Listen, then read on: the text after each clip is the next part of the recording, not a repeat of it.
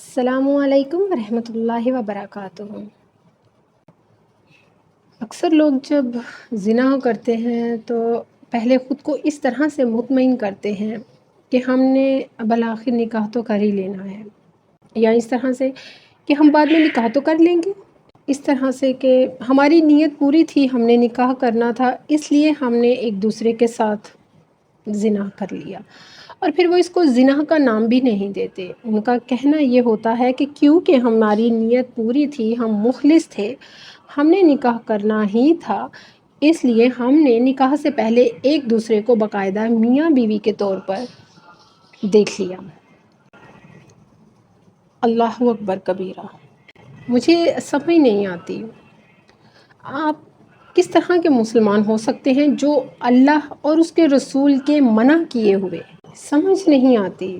کہ عقل و دانش سے نواز کر دنیا میں بھیجنے کے باوجود، اللہ کے احکامات کو جاننے کے باوجود آپ کیسے جھٹلا سکتے ہیں کہ زنا بے حیائی ہے۔ یہ ایک ایسی بے حیائی ہے، ایک ایسا بے حیائی والا کام ہے جس سے اللہ تبارک و تعالیٰ سختی سے منع فرماتا ہے۔ میں اپنی ایک ذاتی رائے جو ہے وہ ضرور یہاں پر آپ لوگوں کے ساتھ شیئر کروں گی۔ جب آپ نکاح جیسے حلال عمل کو کرنے سے پہلے حرام اعمال کی چادر اوڑھ دیتے ہیں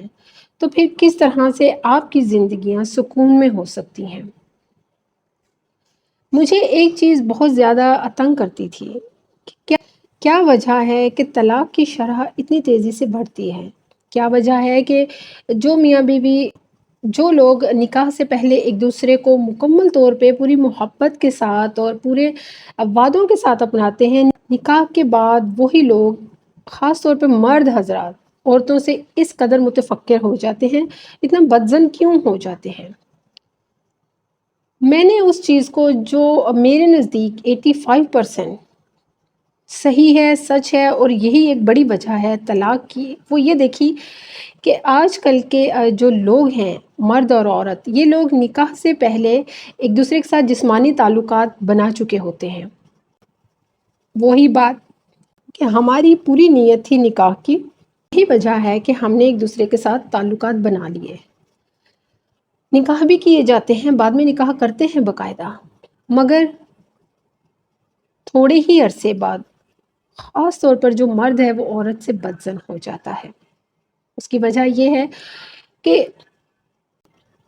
آپ نے حلال رشتے کو اپنانے سے پہلے حرام کے تمام کام کیے، حرام کے تمام لبادے اوڑھے اور حرام کی تمام لذتوں کو اپنایا، جبکہ اللہ تبارک و تعالیٰ نے آپ کو حرام کی لذتوں سے پوری طرح بچنے کی تاکید کی ہے۔ اللہ بے شک بے انتہا معاف کرنے والا ہے۔ جب آپ کو اس چیز کا احساس ہو جائے کہ آپ نے نکاح سے پہلے یہ کام کیے ہیں، اللہ کی بے حیائیاں کی ہیں، زنا جیسے عمل کیے ہیں، تو یقین کیجئے، فکر کر لیجئے تنہائیوں میں بیٹھ کر کہ آپ کی زندگی میں سکون نہ ہونے کی بڑی وجہ نکاح سے پہلے جسمانی تعلقات یعنی کہ زنا، آپ کی زندگی میں ایک دوسرے کے ساتھ محبت نہ ہونے کی وجہ نکاح سے پہلے زنا، آپ کی اولادوں میں بے حیائیاں یا نافرمانیوں کا ہونا نکاح سے پہلے زنا۔ تو سب سے پہلے میں ان تمام بہنوں سے یہی گزارش کروں گی، کیونکہ دیکھیے آپ اپنا باطن خود بہتر جانتے ہیں، اللہ تعالیٰ پردے رکھنے والا ہے، تمام گناہوں کو پردوں میں رکھنے والا رب جو ہے وہ قادر ہے کہ آپ کے گناہوں کو بہترین نیکیوں میں بدل دے، مگر یہ تب ہوگا جب آپ اپنے گناہوں پر اپنے اللہ کے سامنے رو رو کر گڑ گڑا کر توبہ کریں۔ اگر آپ نے اپنی زندگی میں اپنے نکاح سے پہلے یہ گناہ کیے ہیں تو ایک نظر آپ کی موجودہ زندگی کی تمام بے سکونیوں، دکھوں اور تکلیفوں پر ضرور ڈالیے گا۔ آپ کو بخوبی اندازہ ہو جائے گا کہ اگر تو اس کی بڑی وجہ نکاح سے پہلے تعلق قائم کرنا، نکاح سے پہلے حرام زنا کرنا ہے، تو آپ اللہ سے اپنے ان گناہوں کی بھرپور توبہ کر لیجئے۔ کیونکہ یہاں پر میں ایک بات ضرور کروں گی کہ مرد کی نسبت عورت میں وفا زیادہ ہے۔ بہرحال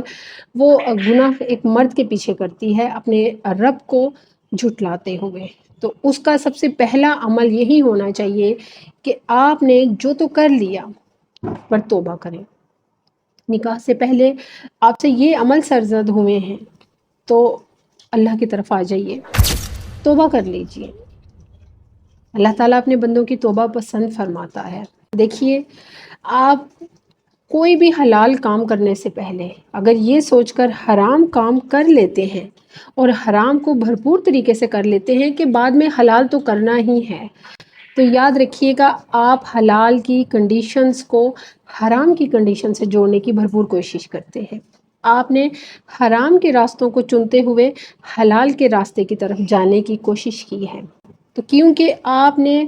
حرام کے سائے اپنے پیچھے رکھے ہوئے ہیں، حرام کے کیے گئے عمل، ان کے سائے اور ان کے اثرات آپ کے پیچھے ہیں، حلال راستوں پر بھی، کیونکہ آپ نے اللہ کے خوف کو بالکل بھی اپنے قریب نہیں آنے دیا۔ تو سب سے پہلے اپنے ان گناہوں کی بھرپور توبہ کریے اللہ کی بارگاہ میں، جو زنا آپ سے ہوئے ان کی اللہ سے توبہ کیجیے، وہ بہترین اور یقین کیجیے بے انتہا بخشنے والا ہے۔ آپ خود محسوس کریں گے کہ اپنے ان حرام کے گناہوں پر جب آپ توبہ کرنا شروع کریں گے تو اللہ تعالیٰ آپ کو کس قدر پرسکون کرنا شروع کر دے گا۔ آپ کی زندگی سے ڈپریشن جو ہے وہ کس طرح کم ہونا شروع ہو جائے گا، ڈپریشن کس طرح سے کم ہونا شروع ہو جائے گا، کس طرح سے آپ اپنے آپ کو اللہ کے سامنے بہترین طور طریقوں سے پیش کرنے لگ جائیں گے، حتیٰ کہ یہ رشتہ جو آپ نے حرام سے شروع کیا تھا، حلال میں آ کر تکلیفیں اور دکھ اٹھا رہے ہیں حرام کے اثرات کی وجہ سے، ان اثرات سے اللہ تعالیٰ آپ کو پاک کر دے گا اور آپ کے ان زناحوں کو، ان گناہوں کو آپ کی بہترین نیکیوں میں بدل دے گا۔ اللہ سبحانہ و تعالیٰ ہم سب کو ہمارے تمام ایسے گناہوں پر توبہ کرنے کی توفیق دے جو ہم نے حرام سے شروع کیے اور حلال کی طرف آ گئے